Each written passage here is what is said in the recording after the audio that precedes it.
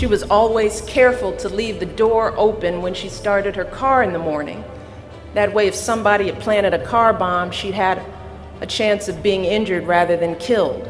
Embrace your crazy ideas right now, or you'll regret for the rest of your life that you never took action. Everybody told me file bankruptcy, you're losing your ass every month, and you've borrowed money. I had borrowed money from family, friends, my credit cards, 180 grand on my credit cards. Rise and shine, it's Entspresso time. I wake up every morning. Espresso keep me going. I wake up every morning. Hey, it's Carmichael, and this channel is created to help you overcome the #1 challenge that is holding you back, a lack of belief in yourself. You watch these videos because you know there's something more inside you too. You have Michael Jordan level talent at something. So let's start your day off right together. Grab your coffee and sip on today's message from Michelle Obama. Also, if you want to hear from more successful women and black leaders, check out my 254 series. They're free. The link to join are in the description below. I want you all to stay true to the most real, most sincere, most authentic parts of yourselves. Doubts don't go away. You just learn how to deal with them. First of all, you gotta be open to taking some risks and not being afraid to fail. Think about one of my heroines, Marion Wright Edelman, class of 1960, working as a young civil rights lawyer down in Mississippi. Attorneys in judges' chambers refused to shake her hand. The sheriff locked the doors against her when she came to visit her clients in jail. She was always careful to leave the door open when she started her car in the morning. That way, if somebody had planted a car bomb, she'd had a chance of being injured rather than killed. But through it all, she continued to represent her clients. She continued to resist unjust laws with every fiber of her being. And then there's Janet Bragg, class of 1925, who was determined to be a pilot. When she was barred from flying out of segregated airports, she worked with her flying school classmates and instructors to build their own airfield. When she was rejected from the Women Air Force Service pilots because of her race, she enrolled in a civilian training program instead. And when she completed her training, but an instructor unfairly prevented her from receiving her license, she picked up and moved to Chicago, passed the exam, and became the first African-American woman to earn a commercial pilot's license. Of her experiences, she said, "There were so many things they said women couldn't do and blacks couldn't do. Every defeat to me was a challenge. And for 6 generations, that is what Spelman women have done. They have seen every defeat as a challenge." Now, did they have moments of doubt, anxiety, and fear? Did they have moments of despair when they thought about giving up or giving in? Well, of course they did. We all do, and I am no exception. Chasing down your dream is scary. Chances are nobody around you has done anything close to what you want to do, and they don't understand you. They think you're crazy. Well, you know what? Here's a news flash. You are crazy. And you need to embrace your crazy ideas right now, or you'll regret for the rest of your life that you never took action.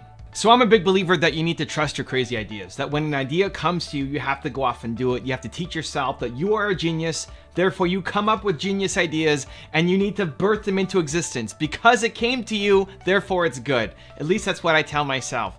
And here's a quick example. I started a new channel last week featuring IG lives of different entrepreneurs. One of the things that frustrated me was that people, your heroes, people that I love, that I look up to, that you look up to, are going live on Instagram every day and the lives disappear in 24 hours. It's just a function of Instagram, is after 24 hours, the lives go away. Nobody can see them anymore. And I was frustrated for myself and for you, and that all of this great wisdom was being lost. But I was also frustrated for them, for the thought leaders, for the experts, for your heroes, that they're creating this amazing content to help people, and then it just goes away. And so I wanted to help protect their legacy, preserve their wisdom, and also have something for you guys to be able to go back to again and again and again, access to thought leaders and experts and heroes. And so I thought, what if I just started a channel with their IG lives? And I came up with the idea on a Friday, and then on Friday we launched.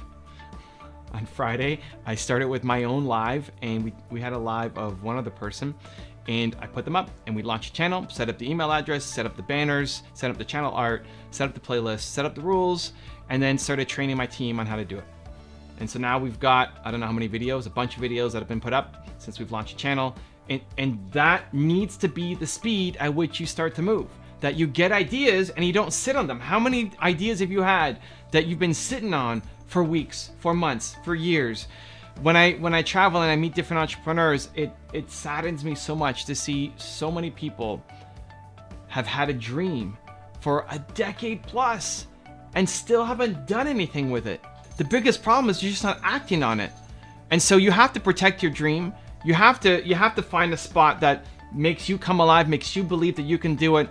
But protecting your dream doesn't mean doing nothing on your dream, right? You have to act. Even when the people around you don't understand you, think you're crazy, because again, you are nuts. It's amazing, and you have to embrace your crazy ideas. So how do you do it? I'm gonna give you a 3-step process that I think will help. Step number 1 is use the fear of regret. This is what used to motivate me a lot in my early days as an entrepreneur. I used to use the fear of regret, because whatever you wanna do, there is definitely a healthy dose of fear. There should be. If you're doing something big you've never done before, you're afraid of, there should be fear, right? You've never done it before, it's bigger than you should be afraid of it. And that fear prevents us from taking action. So what I would do is trick myself to think about, hey, when I am 95 years old, looking back on this moment, this is the moment. I would tell myself, this decision right now, this one right here, this is the one that will change the whole game for me. This decision will be the thing that blows up my entire career, that has the big impact that I want to have. And if I don't do this thing right now, then I'm going to hate my life forever. That's what I would tell myself. And I would use that pain, I would create a bigger pain for myself so that that small pain of potentially failing wasn't as big. The pain is real. The fear is real. I just give myself a bigger fear, which was hating my life for the next 5 decades. Right? And so that would force me into action. And so use the fear of regret. Think about how long you've been thinking about this idea, this dream, this thing that you want to create, and you haven't done it yet. What happens if next year you're in the same spot, and in 5 years you're in the same spot, and 10 years you're in the same spot, and just pump all of this short-term pressure on yourself. It's not good to live in that 24/7, but in these acute moments, to get you to do the thing that you need to do, to just start the ball rolling, it can be very beneficial to use the fear of regret, because that's coming. It's very real. You could be the 95-year-old person looking back in your life, knowing that you could have done something special and you didn't because you were afraid. And so number 1 is use the fear of regret. Number 2 is tell yourself that you do difficult things. You do difficult things. This is what I use much more now, is that I do difficult things. When I'm afraid to do something, as soon as I hear myself saying, I'm afraid, it's scary, it's difficult, I remind myself, you do difficult things. Evan Carmichael does difficult things. That's literally the conversation I'm having inside my head.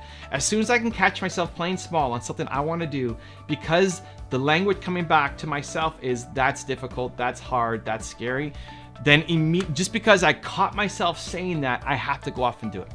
And so to teach yourself that you do difficult things, and then to show yourself that you go off and do difficult things, whether it works out or not, whether you get the result or not, the fact that you're willing to get up and do difficult things every day, I think is one of the most important mindset shifts that you can gift to yourself so you can start accomplishing your big goals. And step number 3 is remember your big why, little why. So the big why is your big mission. What are you trying to do? The big thing that hopefully you wake up to and say, this is what I want to go and make in the world, right? I want to solve the world's biggest problem. People don't believe in themselves enough. I want to help 1 billion entrepreneurs. It's a big why. It's a big why that's never going to happen, right? You need to have a mission that's so big that it's never going to happen.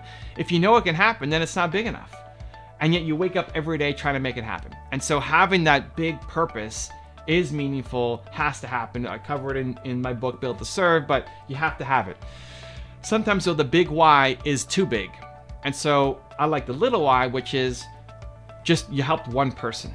And so I'd look to my comments, or I'd look to somebody who saw me on stage and sent me an email, right? Just proof that one person, I'm holding 2 fingers up, that one person was impacted by your message, that you helped one person. You may not be anywhere close to hitting your big why, the big goal, the big mission, but you helped one person. And knowing that you helped that one person, that what you made, that what you did was meaningful to them and had an impact on their life, can be just enough fuel to get you through the day building more momentum.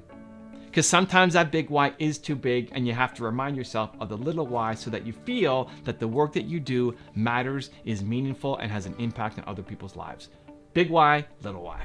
Now I've got a really special bonus clip that I think you're going to enjoy. But before that, question of the day, I want to know, what is the difficult thing that you need to do next? Let me know down in the comments below.